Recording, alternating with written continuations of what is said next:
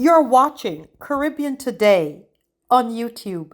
The 50th regular meeting of the Conference of Heads of Government of CARICOM opened on Tuesday, February 24, and runs through Friday, February 27 in St. Kitts and Nevis. The meeting is being chaired by St. Kitts and Nevis Prime Minister Dr. Terence Drew and is being held under the theme Beyond Words, Action Today for a Thriving, Sustainable CARICOM. U.S. Secretary of State Marco Rubio was also in attendance as a keynote speaker and delivered his remarks on Wednesday. At the opening of the CARICOM meeting, Trinidad and Tobago's Prime Minister Kamla Persad-Bissessar emphasized the serious threat that illegal drug trafficking, gang violence, and arms smuggling, much of which she linked to routes originating in Venezuela, pose to her country's security and social stability. She credited cooperation with the United States military and welcomed their support in combating these transnational crimes, highlighting cooperation with U.S. forces as a key element of her national strategy. She said recent efforts had helped reduce violent crime and underscored that Trinidad and Tobago is focused on protecting its people and sovereignty, and the decision by Washington to send its military into the Caribbean Sea to help stem the flow of illegal drugs to the North American country had paid dividends for her oil-rich island as she linked the high murder toll to the drug trade. Persad-Bissessar said she had openly indicated that in the ongoing border dispute between Guyana and Venezuela, she had indicated that if they touch Guyana, Trinidad and Tobago will be there with you and stand with you. She said Trinidad and Tobago still feels threatened by Venezuela's actions and questioned how could CARICOM be a zone of peace when a narco-dictator imprisoned and killed thousands of civilians and opposition members because of politics. She said that she's still very much concerned that a Trinidad and Tobago national was kidnapped in another CARICOM state, and when she wrote to the CARICOM Secretariat seeking details about the incident, she has not received an answer up to today, and that should never happen in a community built on cooperation and respect for citizens' rights. On Cuba, she emphasized the need for democratic reform, saying Trinidad and Tobago cannot support dictatorial governance and questioning regional positions that appear to tolerate political repression in Havana. She expressed empathy for the Cuban people's hardships, but framed her stance around democratic principles and respect for human rights. Addressing regional leadership, Persad-Bissessar welcomed comments made by Jamaican Prime Minister Andrew Holness about CARICOM's role as a partnership of sovereign states with different paths.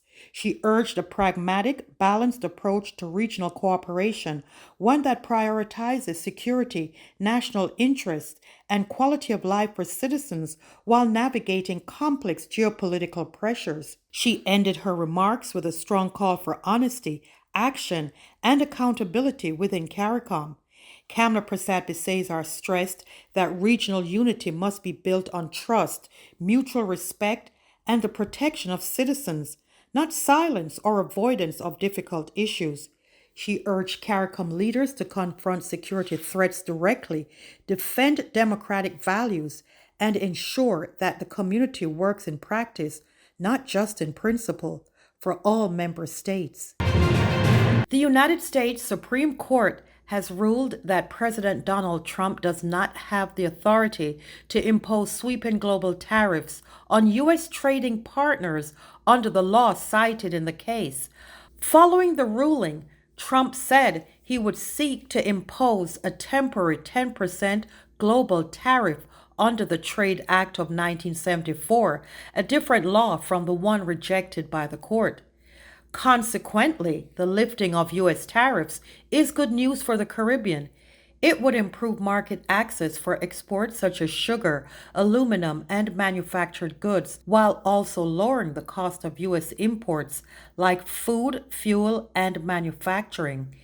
Economically, easier access to the U.S. market could boost production, protect jobs, and attract more investment, especially in tourism, agriculture, and manufacturing. For countries within CARICOM, it could also strengthen regional trade and economic cooperation.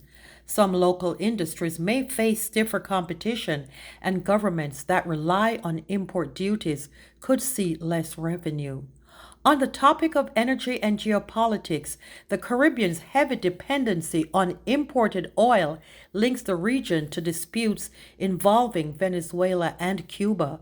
Many island states import most of their fuel for electricity, transportation, and industry, and historically, Venezuela was a key supplier through regional arrangements like PetroCaribe.